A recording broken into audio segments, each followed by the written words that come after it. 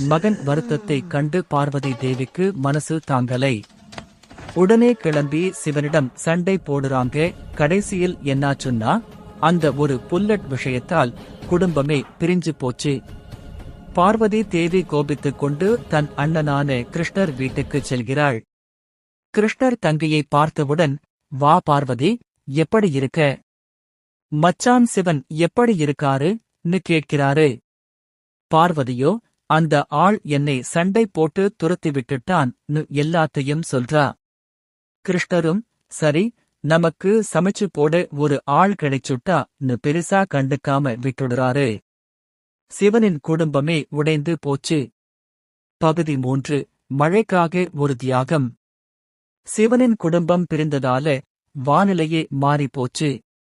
மேகமூட்டங்கள் ஏற்படாமல், மழையே இல்லாமல், மக்கள் விவசாயிகள் தண்ணீர் இல்லாமல் ரொம்பவும் கஷ்டப்பட ஆரம்பிச்சாங்க.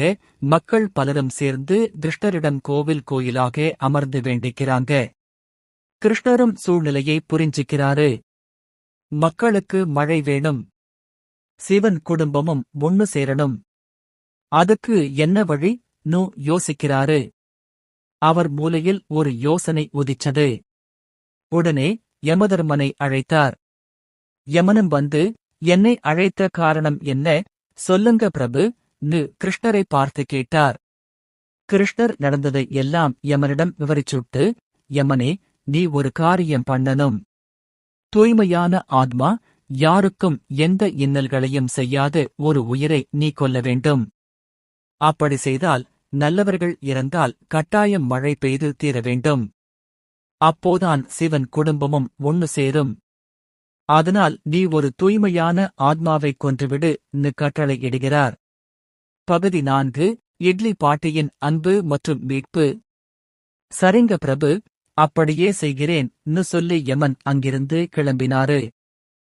நாடு முழுக்க தேடி தேடி அலையிறாரு. யாருக்கும் இன்னல்கள் கொடுக்காத ஒரு மனித இனமே இல்லை. மனம் சோர்ந்து போன யமன் ஓய்வெடுப்பதற்காக ஒரு முதியவளின் இட்லிக் கடையில் அமர்கிறார். அந்த முதியவள் யமனை பார்த்ததும், ஐயா, பசிக்கிறதா எனக் கேட்கிறாள். கேட்டவள் 4 இட்லியும் கொண்டு வந்து கொடுக்கிறாள்.